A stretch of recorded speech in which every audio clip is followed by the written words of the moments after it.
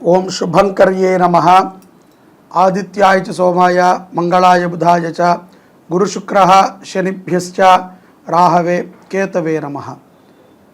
గురుబ్రహ్మ గురుర్విష్ణుః గురుర్దేవో మహేశ్వరః గురుస్సాక్షాత్ పరబ్రహ్మ తస్మై శ్రీ గురవే నమః. అస్మత్ శ్రీ గురుచరణారవిందాభ్యాం నమః. శ్రీ శ్రీ శ్రీ గణపతి సచ్చిదానంద సద్గురుభ్యో నమో నమః. సింహరాశి వారికి జూలై మాసంలో గల గోచార ఫలితాలను తెలియచేస్తున్నాము, శ్రద్ధగా ఆలకించండి.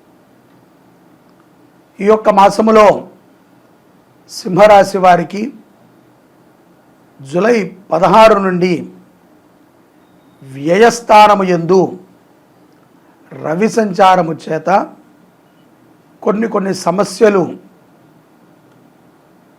చెప్పా పెట్టకుండానే వచ్చేస్తూ ఉంటాయి. ఊహించని రీత్యలో సమస్యలని సింహరాశి వారు ఎదుర్కోవాల్సి వస్తుంది.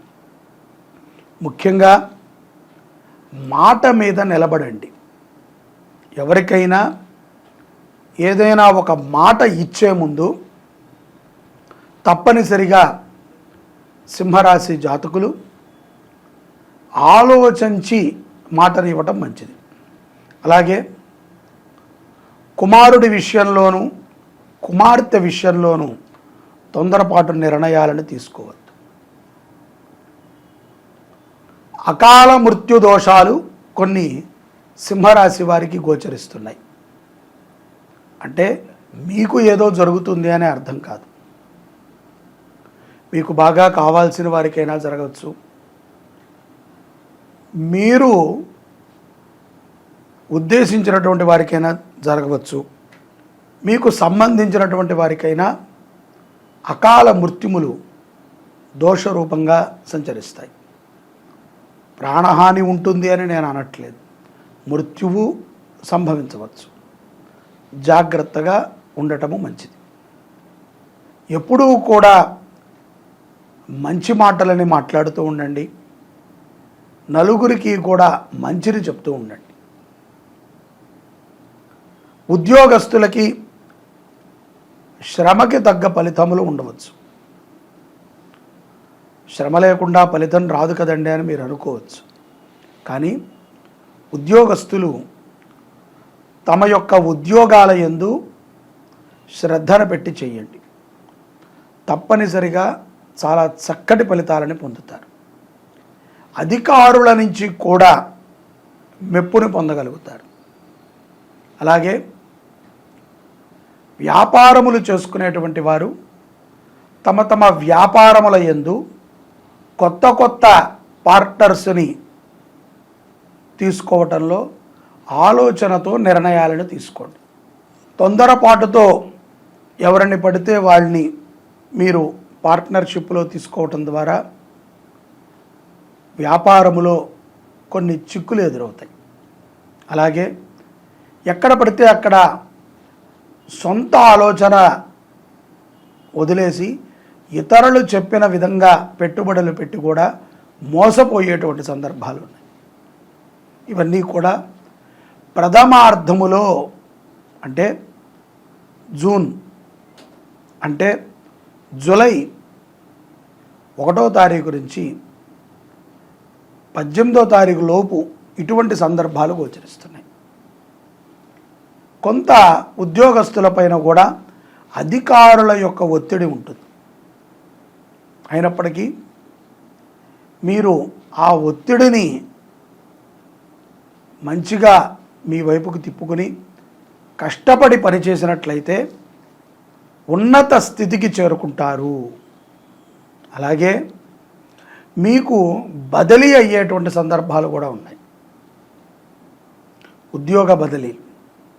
కొంతమంది సింహరాశి జాతకులు తమ యొక్క ఉద్యోగములో కానీ వ్యవహారములో కానీ మార్పును కోరుకున్నట్లయితే ఆ మార్పు ఈ యొక్క జూలై మాసంలో సింహరాశి జాతకులకి పుష్కలంగా గోచరిస్తుంది.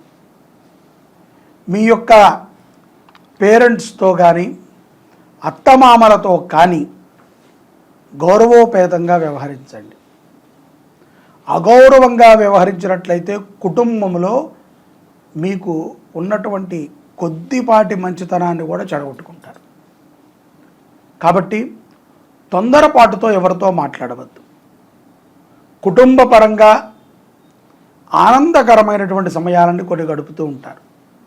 అటువంటి సందర్భాల యందు ఎవరిని కూడా దూషిస్తూ మాట్లాడవద్దు. కుటుంబంలో ఉన్నటువంటి ఇతర వ్యక్తుల గురించి కూడా చర్చించవద్దు. ఆర్థికముగా లాభాన్ని చేకూరుస్తుంది ద్వితీయార్థములో సింహరాశి వారికి. డబ్బు చేకూరుతుంది.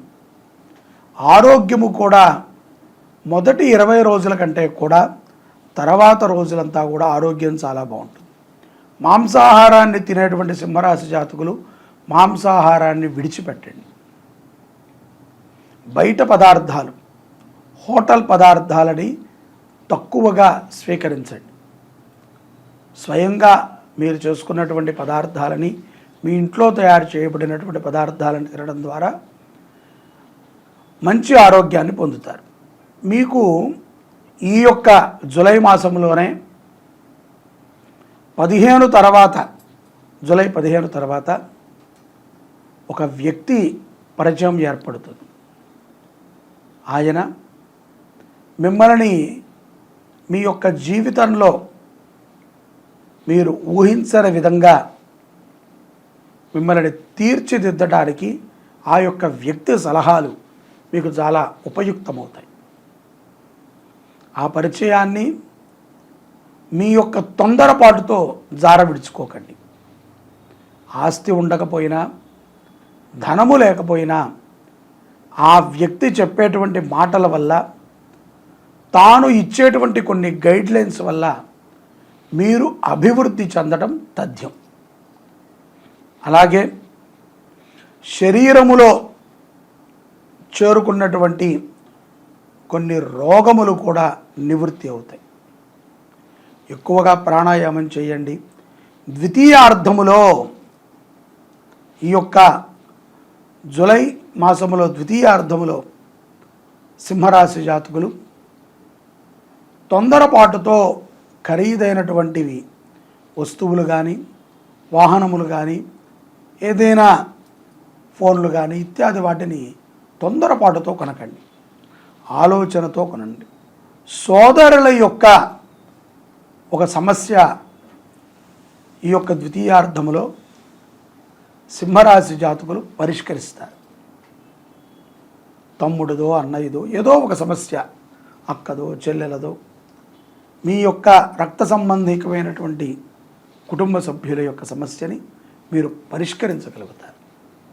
అలాగే ఈ ద్వితీయార్థములో దివ్యక్షేత్రాలను కూడా దర్శిస్తారు. దైవ భక్తిని అపారంగా కలిగి ఉంటారు. విద్యార్థులు కూడా చాలా చక్కగా విద్యను అభ్యసిస్తారు. అయినప్పటికీ అనుకున్న స్థాయిలో మార్కులు కానీ, ఆ యొక్క పరీక్షా కాలాన్ని కానీ గడపలేకపోవడం చేత కొంత ఒత్తిడికి లోనవుతారు. ఇలా ఉన్నటువంటి సింహరాశి జాతకులు ఈ యొక్క జూలై మాసములో శివారాధన చేయటం చాలా మంచిది. సోమవారము పూట శివాలయములో 11 లేదా 21, 27, 41 లేదా 50, 100 కేజీలు బియ్యాన్ని దానం చేయండి. శుభం జరుగుతుంది. సర్వే జనాః సుఖినో భవంతు. శ్రీ శుభంకర్యై నమః. ఓం శుభంకర్యై నమః. గురవే సర్వలోకానాం నిధయే భవరోహిణాం నిధయే సర్వ విద్యానాం దక్షిణామూర్తయే నమః. మనము ఈ జగత్తులో దత్తాత్రేయుల వారు చెప్పిన విధంగా ప్రతి ఒక్కరిని కూడా గురువుగా భావించాలి. ఆ గురువుకి ఒక రోజంటూ ఏదైనా ఉంది అంటే అదే ఆషాఢ శుద్ధ పౌర్ణమి, గురు పౌర్ణమి అంటారు. అది ఈ యొక్క 2024లో జూలై 21వ తారీఖు ఆదివారం మనకు వచ్చింది. ఈ గురు పౌర్ణమి రోజున గురువుని మనము ఎంత స్మరిస్తే అంత మంచిది. స్మరించటమేనా అండి అంటే మీ గురువుగారు మీ సన్నిధిలో లేకపోతే స్మరించడం, మా గురువుగారు దగ్గరలోనే ఉన్నారు అని అనుకుంటే వారి దగ్గరికి వెళ్ళి వారికి సేవ చేయటం. ఈ యొక్క గురు సేవకి చాలా విశేషంగా చెప్పబడింది. పరమేశ్వరుడు నిన్ను అనుగ్రహించాలన్నా, సాక్షాత్తు జగన్మాత నిన్ను అనుగ్రహించాలన్నా, గురు బ్రహ్మ గురుర్విష్ణు గురుర్దేవో మహేశ్వర గురు సాక్షాత్ పరబ్రహ్మ తస్మై శ్రీ గురవే నమః. గురు అనుగ్రహం ఉంటే నీకు డైరెక్ట్గా వివివివిఐపి పాస్ ఉన్నట్టే. ఎక్కడికి? పరమాత్మ దగ్గర చేరుకోవటం. ఇది ఊరికనే మనము మాట వరుసకి గురువుగారు అంటే రాదు. గురు శుశ్రూషయా జ్ఞానం. మనకి అర్థము కాని విషయాలు ఎన్నో గురువే తెలియచేస్తూ ఉంటాడు. అజ్ఞానాంధకారములో ఉన్నప్పుడు జ్ఞానము అనేటువంటి ఒక దీపాన్ని వెలిగించేది గురువే.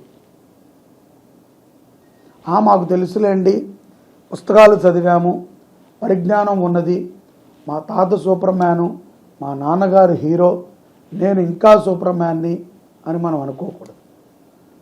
గురువు అనేటువంటి వారు ఎవరి బుద్ధి అనుసారంగా వాళ్ళకి దొరుకుతాడు. బలవంతంగా శుశ్రూష చేసి బలవంతంగా గురువు గారిని పిండుకు తినేటువంటి వారు శిష్యులు కాదు. అలా మీకు గురువు గారి దగ్గర నుంచి ఏ విషయం తెలిసినా మీరు కాగుతున్నటువంటి నూనెలో పడ్డట్టే. ఎందుకంటే ఇష్టముతో గురువు చెప్పలేదు, ఎవరికో చెప్పుంటారు గురువు గారు, అది మీరు చేస్తున్నారు. అందరికీ ఒక రకంగా ఉండదు. గురు ప్రేమ మాత్రము అందరి మీద ఒకే రకంగా ఉంటుంది. అటువంటి గురువులకి స్మరణ చేసుకోవాలి. వ్యాస జయంతిగా మనం దీన్ని చేస్తూ ఉంటాం. ఈ రోజున వ్యాస పూజ చేయటము, యతీశ్వరులు వారి యొక్క జీవితములో దీనిని పుట్టినరోజుగా చేసుకుంటూ ఉంటారు.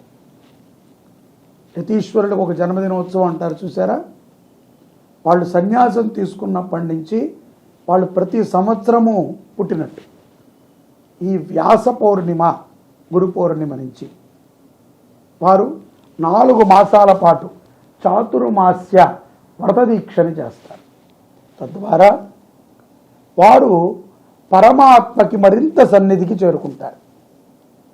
మనము గురు సన్నిధికి ఒక్క అడుగు కూడా చేరలేము. ఎందుకంటే పొద్దున వెళతాం, టకటక ఆయన దర్శనం చేసుకుంటాం, ఆయనకి ఇవ్వాల్సింది అది ఇచ్చి వస్తాం గురువుగారు అని వెళ్ళిపోతాం. శుశ్రూషయ ఇటువంటివి ఈ సందర్భంలో కుదరదు. కాబట్టి ప్రస్తుతం ఉన్నటువంటి కాలమానాల పరిస్థితుల్లో బిజీ లైఫ్లో మనం చేయలేం. కాబట్టి ఆమిత్యము వ్యాస పౌర్ణిమకైనా గురు సన్నిధిలో కాసేపు ఉండాలి. గురు శుశ్రూష చెయ్యాలి. గురువు యొక్క బట్టలు ఉతికినా, గురువు యొక్క సన్నిధిలో ఉన్నా, గురువు చదివేటప్పుడు విన్నా, గురువు ధ్యానము చేసేటప్పుడు పక్కన ఉన్నా, గురువు గారు పూజ చేసుకునేటప్పుడు ఉన్నా ఎంతో పుణ్యాన్ని పొందవచ్చు. అదే మనకి జ్ఞానాంధకారాల నుంచి బయటికి తీస్తుంది. అటువంటి రోజు ఏదైనా ఉంది అంటే అది జూలై 21వ తారీఖు ఆదివారము వ్యాస పౌర్ణిమ. ఆ రోజున ప్రతి ఒక్కరూ కూడా మీ గురువులను దర్శించి వారికి పండ్లు, వస్త్రములు, వారికి కావాల్సినటువంటి సామాగ్రిని సమర్పణ చేయండి. ఏదో గురువు గారు అని ఊరికనే పిలవటం కాదు కదా.